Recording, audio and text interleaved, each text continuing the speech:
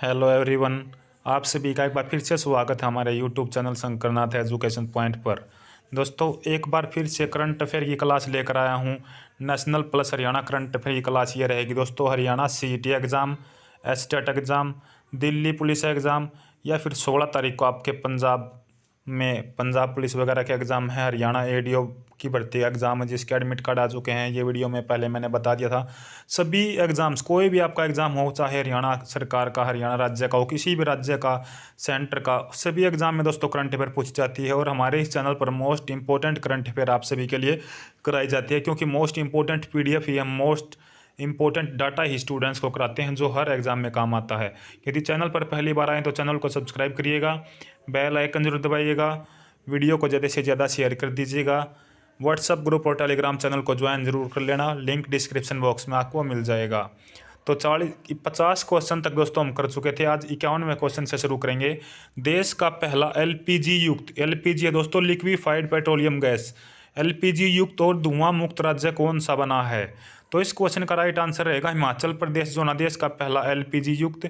यानी कि देखिए दोस्तों, एलपीजी सिलेंडर हर घर में वहाँ पर वितरित कर दिए गए हैं। ये कौन सी योजना के तहत किए गए हैं? एक योजना आई थी दोस्तों, आप सभी को पता होगा, उज्ज्वला योजना। तो उज्ज्वला योजना के तहत ये एलपीजी सिलेंडर वितरित किए गए हैं और धुआं मुक्त राज्य ये बन गया है। सॉरी भाई। तो हिमाचल प्रदेश इस क्वेश्चन का राइट आंसर आपका रहेगा। केंद्र सरकार की उज्ज्वला और प्रदेश सरकार की गृहिणी, तो हिमाचल प्रदेश में गृहिणी योजना चलाई गई थी और सरकार के द्वारा उज्ज्वला योजना। इन दोनों की ही बदौलत हिमाचल प्रदेश ने देश का पहला एलपीजी युक्त और धुआं मुक्त राज्य बन गया। लकड़ी से चूल्हा जलाते समय धुएं से होने वाली गंभीर बीमारियों से महिलाओं को निजात दिलाने के लिए केंद्र सरकार ने उज्ज्वला योजना शुरू की थी। राज्य सरकार इसे अधिक से अधिक महिलाओं को लाभ पहुंचाने के लिए गृहिणी योजना भी शुरू की थी। उसके बाद आगे चलते हैं भाई। हिमाचल प्रदेश का डाटा जान लेते हैं दोस्तों, जो स्टैटिक डाटा है। हिमाचल प्रदेश की राजधानी रहेगी शिमला और भाई दूसरी राजधानी रहेगी धर्मशाला, ये भी ध्यान रखिएगा। हिमाचल प्रदेश के मुख्यमंत्री हैं वर्तमान में जयराम ठाकुर बीजेपी पार्टी से, और हिमाचल प्रदेश के गवर्नर रहेंगे भी राजेंद्र विश्वनाथ अर्लेकर।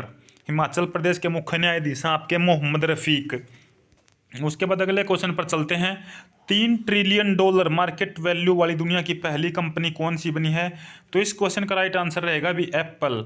एप्पल आईएनसी एक बहुराष्ट्रीय टेक्नोलॉजी कंपनी है जिसकी स्थापना आपकी हुई थी भी 1 अप्रैल 1976 को। 1 अप्रैल 1976 को आपकी इसकी स्थापना हुई थी। मुख्यालय इसका कैलिफोर्निया अमेरिका में है। इसके अध्यक्ष जो हैं वे हैं भी आपके आर्थर डी लेविंसन, सीईओ हैं टीम कुक, और सीओओ हैं दोस्तों जेफ विलियम्स। अगला क्वेश्चन पर चलते हैं भाई। 53वें नंबर का क्वेश्चन है, अकेले दक्षिणी ध्रुव पर पहुंचने वाली पहली भारतवंशी महिला कौन बनी है? तो दक्षिणी ध्रुव पर अकेले जाने वाली पहली भारतवंश की महिला बनी है भी हरप्रीत चंडी। हरप्रीत चंडी दोस्तों दक्षिणी ध्रुव पर अकेले पहुंचने वाली भारतवंशीय महिला है। ब्रिटिश सेना की 32 वर्षीय भारतीय मूल की है, लेकिन ब्रिटिश सेना में, अंग्रेजों की सेना में ये हैं भी दोस्तों भारतीय मूल की सिख सैन्य अधिकारी और फिजियोथेरेपिस्ट हैं हरप्रीत चंडी, दक्षिणी ध्रुव पर पहुंच गई है। इसी के साथ वे बिना किसी समर्थन और मदद के अकेले ही यह कठिन यात्रा पूरी करने वाली महिला, पहली अश्वेत महिला भी बन गई हैं। अच्छा क्वेश्चन था दोस्तों, पहली अश्वेत महिला बनी है बिना किसी मदद के। फिजियोथेरेपिस्ट हैं दोस्तों, अंग्रेज सेना में ये हैं, ब्रिटेन की सेना में हैं। अगला क्वेश्चन है भी, अमेरिकी परमाणु वाहक की कमान संभालने वाली पहली नौसेना कैप्टन कौन बनी है? तो ये बनी है भी एमी बॉर्न स्मिथ। अमेरिकी नौसेना के इतिहास में पहली बार एक परमाणु जहाज की कप्तानी एक महिला कमांडर को सौंपी गई है। अगले क्वेश्चन पर चलते हैं भी, किस कंपनी ने साइबर हमलों से निपटने के लिए इजरायली सिक्योरिटी स्टार्टअप सिंप्लीफाई का अधिग्रहण किया है? तो ये किया है गूगल ने भी। गूगल ने जो ना इजरायली सिक्योरिटी स्टार्टअप सिंप्लीफाई का अधिग्रहण कर लिया है। साइबर सिक्योरिटी के बढ़ते खतरों के बीच गूगल ने एक साइबर सिक्योरिटी स्टार्टअप को खरीद लिया है। अल्फाबेट के स्वामित्व वाली गूगल की क्लाउड डिविजनल ने इजरायली साइबर सिक्योरिटी स्टार्टअप, इसका नाम दोस्तों सिंप्लीफाई का अधिग्रहण कर लिया है। सिंप्लीफाई के लिए लगभग $500 मिलियन यानी कि 3730 करोड़ रुपए का नकद भुगतान कर इसके सारे शेयर खरीद लिए गए हैं इस कंपनी के। गूगल के बारे में बात कर लेते हैं तो गूगल अमेरिका की बहुराष्ट्रीय टेक्नोलॉजी कंपनी है। इसकी स्थापना हुई थी भी 4 सितंबर 1998 को। इसका मुख्यालय आपका है कैलिफोर्निया यूएसए के अंदर। वो इसके संस्थापक जो होंगे संग्रही ब्रिन और लैरी पेज। सीईओ की बात करता हूँ अगर, जो चीफ एग्जीक्यूटिव ऑफिसर हैं गूगल के, वे हैं अभी सुंदर पिचई, और सीएफओ हैं रूट पोर्ट।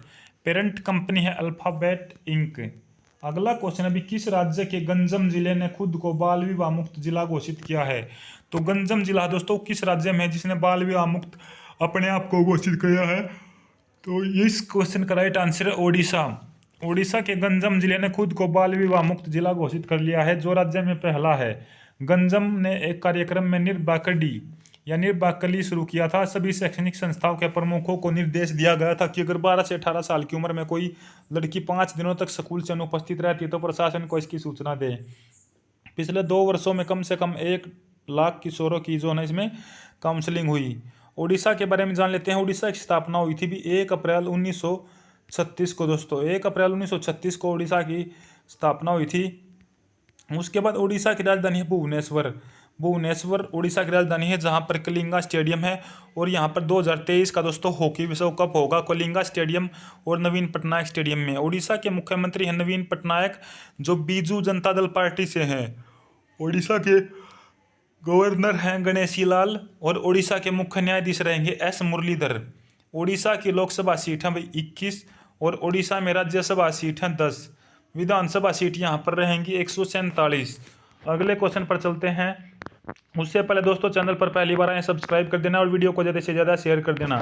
सभी एग्जाम के लिए आपकी मोस्ट इंपॉर्टेंट वीडियो ये रहेगी। कार्यकारी निर्देशक जो है ना आरबीआई भारतीय रिजर्व बैंक में ईडी कौन नियुक्त किए गए हैं? तो ये नियुक्त किए गए हैं भी दीपक कुमार एंड अजय कुमार चौधरी। भारतीय रिजर्व बैंक के बारे में पॉइंट जान लेते हैं। भारतीय रिजर्व बैंक ने 3 जनवरी से दीपक कुमार और अजय कुमार चौधरी को नए कार्यकारी निर्देशक के रूप में नियुक्त किया है।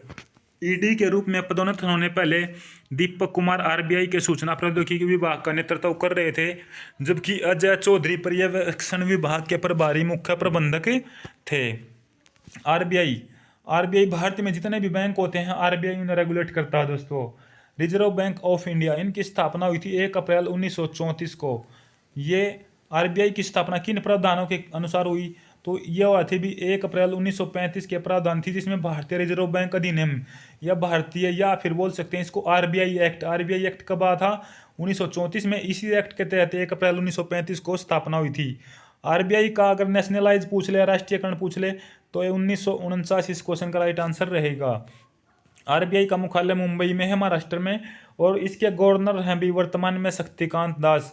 आपको कमेंट करके बताना शक्तिकांत दास दोस्तों कौन से नंबर के आरबीआई के गवर्नर हैं भी, इसके बारे में बताना कौन से नंबर के आरबीआई गवर्नर हैं शक्तिकांत दास आरबीआई के। किस मंत्रालय के स्मार्ट सिटी मिशन ने smart city and academia towards action and research सार कार्यक्रम का शुरू किया है? तो आवास एवं शहरी मंत्रालय ने शुरू किया है। देश भर में आज़ादी का अमृत महोत्सव के आयोजन के हिस्से के रूप में आवास एवं शहरी कार्य मंत्रालय ने स्मार्ट सिटी के तहत smart city and academia towards action and research सार कार्यक्रम शुरू किया है, जो आवास एवं शहरी कार्य मंत्रालय, national institute of urban affairs NIU और देश के अग्रणी भारतीय शैक्षणिक संस्थानों की एक संयुक्त पहल है। कार्यक्रम के तहत देश के 15 प्रमुख वास्तुकला और योजना संस्थान स्मार्ट सिटी के साथ मिलकर स्मार्ट सिटी मिशन द्वारा शुरू की गई एक ऐतिहासिक परियोजनाओं का दस्तावेजीकरण करेंगे। रामनाथ गोयनका पुरस्कार जो है इसे किससे सम्मानित किया गया है? अगला क्वेश्चन है दोस्तों, जो रामनाथ गोयनका पुरस्कार है वो किसे मिला है? तो जिशान ए लतीफ। रामनाथ गोयनका पुरस्कार देश के निष्पक्ष पत्रकार को दिया जाता है। तो ये ध्यान रखिएगा भी, एक सेकंड, जो रामनाथ गोयनका पुरस्कार है वो किस फील्ड में दिया जाता है? तो पत्रकारिता के क्षेत्र में। ध्यान रखना किसको मिला है इस बार? तो ये मिला है भी जिशान ए लतीफ को। निष्पक्ष पत्रकारिता के लिए इसको दिया जाता है जिस पत्रकार ने किसी भी राजनीतिक पार्टी धर्म का पक्ष लिए बिना सही पत्रकारिता की हो। जिशान ए लतीफ ने फोटो पत्रकारिता श्रेणी में रामनाथ गोयनका पुरस्कार जीता है। अगला क्वेश्चन है, लोसार महोत्सव किस राज्य या यूनियन टेरेटरी में मनाया जाता है? तो लद्दाख में आपका रहेगा भी लेह लद्दाख के अंदर। लद्दाख में लोसर महोत्सव यानी लोसर फेस्टिवल जो तिब्बती बौद्ध धर्म के पारंपरिक कार्यक्रम में नए साल की शुरुआत में मनाया जाता है। लोसर एक तिब्बती शब्द है जिसका अर्थ है नया साल। नए साल के उपलक्ष्य में ये लोसर एक तिब्बती शब्द है जिसका अर्थ नया साल। ये महोत्सव मनाया जाता है लद्दाख के अंदर। बहुत बार ये क्वेश्चन पूछा जाता है जब महोत्सव, नृत्य, डांस वगैरह से कार्यक्रम से रिलेटेड क्वेश्चंस, अपने आर्ट लिटरेचर से संबंधित क्वेश्चन आते हैं एग्जाम में, तो ये एग्जाम में बहुत बारी पूछा जाता है लोसार महोत्सव। तो आंसर ध्यान रखना, लद्दाख के अंदर मनाया जाता है। राष्ट्रीय युवा महोत्सव 2022 का आयोजन कहाँ होगा? तो पुदुचेरी में होगा। युवा मामले और खेल मंत्रालय द्वारा केंद्र शासित प्रदेश पुदुचेरी में दोस्तों 12 से 16 जनवरी तक राष्ट्रीय युवा महोत्सव का आयोजन किया जाएगा। प्रधानमंत्री नरेंद्र मोदी ने 25वें राष्ट्रीय युवा महोत्सव का उद्घाटन करेंगे। यह स्वामी विवेकानंद की जयंती पर शुरू होगा दोस्तों, क्योंकि देखिए 12 जनवरी को मनाया जाता है नेशनल यूथ डे, जो दोस्तों राष्ट्रीय युवा दिवस, ये मनाया जाता है आपका स्वामी विवेकानंद की जयंती पर। इसलिए इसी दिन ये शुरू होगा और भारत की स्वतंत्रता के 75वें वर्ष का भी ये प्रतीक है। एक सेकंड दोस्तों, पीडीएफ पर दूसरी साइड चलते हैं भी। तो देश की 75वें स्थापना 75वें दोस्तों स्वतंत्रता दिवस का प्रतीक था। इस त्योहार का लोगो और शुभ अंकर जो ये है दोस्तों, इसका लोगो और शुभ अंकर माना गया है सक्षम युवा, सशक्त युवा। तो शुभ अंकर और जो वाक्य होता है दोस्तों वो भी ध्यान रखिएगा भी।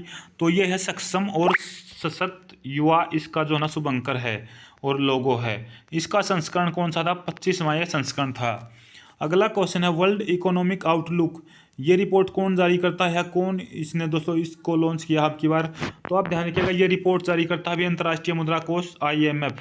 वर्ल्ड इकोनॉमिक आउटलुक 2022 किसने लॉन्च किया है या फिर जारी किसने किया? IMF ने।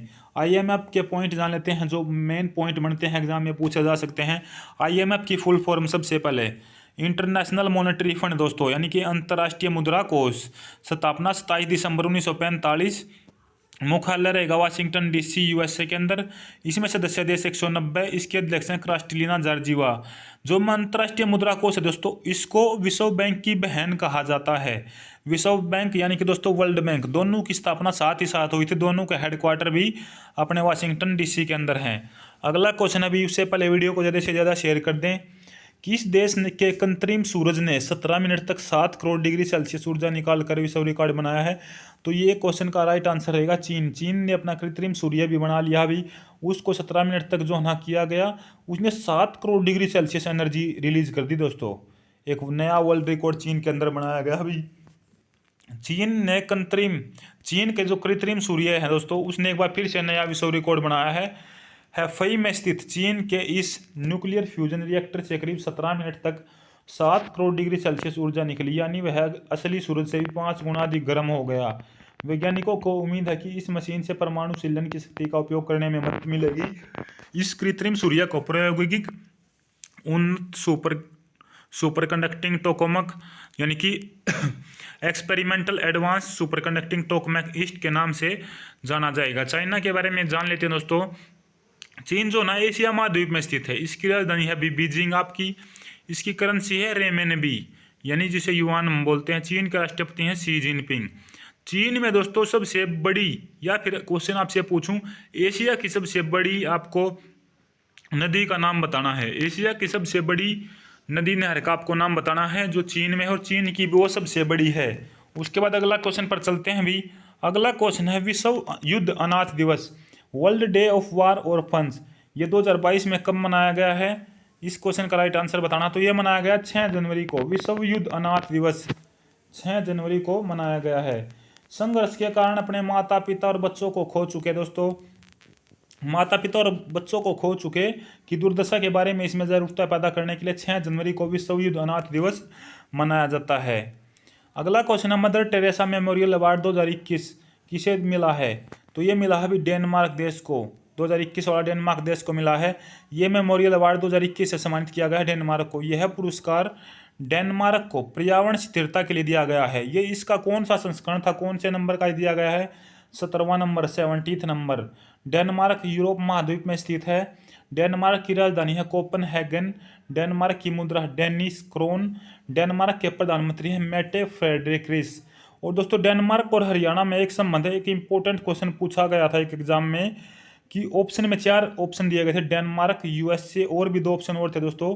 क्वेश्चन पूछा था इन ऑप्शन में से कौन सा ऐसा देश है जो क्षेत्रफल में हरियाणा के समान है, यानी लगभग जिसका क्षेत्रफल हरियाणा जो भारत का राज्य है उसके समान है? तो डेनमार्क उस क्वेश्चन का राइट आंसर था दोस्तों। डेनमार्क का जो ना क्षेत्रफल वो हरियाणा के तकरीबन समान ही है, थोड़ा बहुत कम ज़्यादा है। जैसे हरियाणा का दोस्तों आपका 44,212 वर्ग किलोमीटर है, ऐसे ही डेनमार्क का भी 45 के या 44 के कुछ आसपास है। तो लगभग थोड़ा सा समान ही है दोस्तों, समान संज्ञा दी गई है। डेनमार्क का जो क्षेत्रफल है वो हरियाणा के लगभग समान है। एक एग्जाम में एक क्वेश्चन पूछा गया था। अगला क्वेश्चन है, भारतीय मूल के किस व्यक्ति को चैम्बर्स ऑफ कॉमर्स द्वारा US India business council USIBC का नया अध्यक्ष बना है? तो अतुल केशप इस क्वेश्चन का राइट आंसर रहेगा। भारतीय मूल के अमेरिकी राजनयिक अतुल केशप को यूएस चैम्बर्स ऑफ कॉमर्स द्वारा US India business council USIBC के नए अध्यक्ष नियुक्त किए गए हैं। अतुल केशप निशा देसाई बिस्वाल की जगह लेंगे। जो अतुल केशप है दोस्तों, उन्होंने जगह ली है निशा देसाई की भी। अगला क्वेश्चन है, हाल ही में सामाजिक कार्यकर्ता सिंधुताई सपकाल का निधन हुआ है, इन्हें किस नाम से जाना जाता है? तो इन्हें कहा जाता था अनाथों की माँ। अगर आपसे पूछ रहे सिंधुताई सपकाल का क्या नाम है जिनका हाल ही में निधन हुआ, तो अनाथों की माँ कहा जाता था। क्यों कहा जाता था दोस्तों? क्योंकि ये एक सामाजिक कार्यकर्ता थी और इन अनाथों की माँ इसलिए कहा जाता था, इनका 73 वर्ष की आयु में निधन हो गया। ये महाराष्ट्र राज्य की रहने वाली, इन्हें इसलिए कहा जाता था दोस्तों क्योंकि इन्हें अगर कोई भी सड़क पर गरीब बच्चा भिखारी टाइप दिखता था तो वो एक तरीके से एनजीओ में उसको एनजीओ अलॉट कराती थी या फिर एनजीओ में रखती थी दोस्तों। एक सामाजिक कार्यकर्ता थी, अपने पास से उसको दोस्तों कपड़े चप्पल वगैरह जो भी खर्चा होता था दोस्तों वो करती थी। एक जो सामाजिक कार्यकर्ता काम करता दोस्तों, कहीं ना कहीं ये कुछ तो काम करते हैं अपना नाम बनाने के लिए, लेकिन ये एक काम इनका था दोस्तों, समाज में पहचान थी कि ये सामाजिक कार्यकर्ता हैं और इन्हें एक उपमा दी गई अनाथों की माँ। हाल में ही दोस्तों इनकी डेथ हुई है 73 वर्ष की आयु में। ये महाराष्ट्र राज्य की रहने वाली थी। अगले क्वेश्चन पर चलते हैं हम, एक सेकंड रुकिएगा। अगला क्वेश्चन आपका है, एक सेकंड भी, पहले इसके 2-3 पॉइंट रह गए। इन्होंने करीब क्या दोस्तों 2,000 अनाथों को गोद लिया था। देखिए वही एनजीओ चलाती थी एक तरीके से, जो 2,000 बच्चे थे जो सड़कों पर इधर भीख मांगते थे, घूमते थे, जो इस तरीके से में ऑर्फन वगैरह थे यानी कि हैंडीकैप थे, तो इन्होंने लगभग उन 2,000 अनाथ बच्चों को गोद लिया जिनका पालन पोषण वगैरह भी किया। 2021 में दोस्तों इस श्रेणी के लिए पद्मश्री अवार्ड भी सम्मानित किया गया था इनको। तो हाल ही में इनकी डेथ हो गई है 73 वर्ष की आयु में। अगला क्वेश्चन है, केंद्रीय विज्ञान और प्रौद्योगिकी मंत्री, ये राज्य मंत्री हैं दोस्तों डॉक्टर जितेंद्र सिंह। इन्होंने राष्ट्रीय विज्ञान दिवस 2022 की थीम लॉन्च की है। तो राष्ट्रीय विज्ञान दिवस सतत भविष्य के लिए विज्ञान और प्रौद्योगिकी में एकीकृत दृष्टिकोण। केंद्रीय विज्ञान और प्रौद्योगिकी मंत्री जो राज्य मंत्री हैं डॉक्टर जितेंद्र सिंह, इन्होंने राष्ट्रीय विज्ञान दिवस 2022 की थीम सतत विकास के लिए विज्ञान और प्रौद्योगिकी में एकीकृत दृष्टिकोण को लॉन्च किया है। राष्ट्रीय विज्ञान दिवस कब मनाया जाता है दोस्तों? 28 फरवरी। राष्ट्रीय विज्ञान दिवस मनाया जाता है 28 फरवरी। और राष्ट्रीय विश्व विज्ञान दिवस मनाया जाता है 10 नवंबर को। राष्ट्रीय विज्ञान दिवस 28 फरवरी, विश्व विज्ञान दिवस 10 नवंबर को। स्वचालित उत्पादन नियंत्रण एजीसी परियोजना राष्ट्र को किसने समर्पित किया? अगला क्वेश्चन है दोस्तों 69वां क्वेश्चन, स्वचालित उत्पादन नियंत्रण एजीसी परियोजना राष्ट्र को किसने समर्पित किया है? तो आर.के. सिंह। केंद्रीय बिजली मंत्री आर.के. सिंह ने स्वचालित उत्पादन नियंत्रण एजीसी परियोजना राष्ट्र को समर्पित की है। इस परियोजना से बिजली प्रणाली की फ्रीक्वेंसी और विश्वसनीयता को कायम रखने में मदद मिलेगी। बिजली मंत्रालय ने मंगलवार को बयान में कहा है कि इस परियोजना से सरकार के 2030 तक जो ना दोस्तों 5 लाख मेगावाट गैर जीवाश्म ईंधन आरक्षित बिजली उत्पादन क्षमता में महत्वाकांक्षी लक्ष्य को हासिल करने में भी इसमें मदद मिलेगी। उसके बाद अगले क्वेश्चन पर चलते हैं। आज की वीडियो का अंतिम क्वेश्चन करेंगे दोस्तों, 20वां क्वेश्चन ये है हमारी वीडियो का आज। भारत में क्रिप्टो करेंसी पर नजर रखने के लिए देश का पहला क्रिप्टो इंडेक्स IC15 किसने लॉन्च किया है? तो ये लॉन्च किया भी क्रिप्टो वायर ने। और दोस्तों क्रिप्टो करेंसी पर आजकल बहुत नज़र है क्योंकि भ्रष्टाचार के लिए भी इसका यूज हो सकता है। तो भारत में क्रिप्टो करेंसी पर नज़र रखने के लिए देश का सबसे पहला क्रिप्टो इंडेक्स IC15 को लॉन्च किया है क्रिप्टो वायर ने। दोस्तों इंपॉर्टेंट पॉइंट यहाँ से जान लेते हैं। Global crypto super application crypto wire ने देश का यानी भारत का पहला crypto currency index IC15 launch किया है। ये इंडेक्स जो दोस्तों दुनिया का सबसे अधिक ट्रेड होने वाली क्रिप्टो करेंसीज की परफॉर्मेंस को ट्रैक करेगा दोस्तों, कि कहीं उसकी जो ना दोस्तों लोकेशन ठीक वगैरह नहीं है, काम से ही नहीं चल रहा है, तो उसको ट्रैक करता रहेगा, उस पर नज़र रखेगा IC15। इसलिए ये क्रिप्टो वायर ने लॉन्च किया है। तो दोस्तों इस वीडियो में 20 क्वेश्चन हमारे पूरे हुए हैं। हर रोज़ हम ऐसे 20-20 क्वेश्चन का करंट अफेयर का सेट करते हैं। वीडियो कैसी लगी कमेंट करके जरूर बताइएगा। जो क्वेश्चन आपसे पूछे हैं दोस्तों वीडियो में, उनका आंसर कमेंट बॉक्स में या व्हाट्सएप ग्रुप पर आप कर सकते हैं। चैनल को सब्सक्राइब कर लीजिएगा और वीडियो को ज़्यादा से ज़्यादा शेयर कर दीजिएगा। इस वीडियो में फिलहाल इतना ही। धन्यवाद। जय हिंद, जय भारत, जय हरियाणा।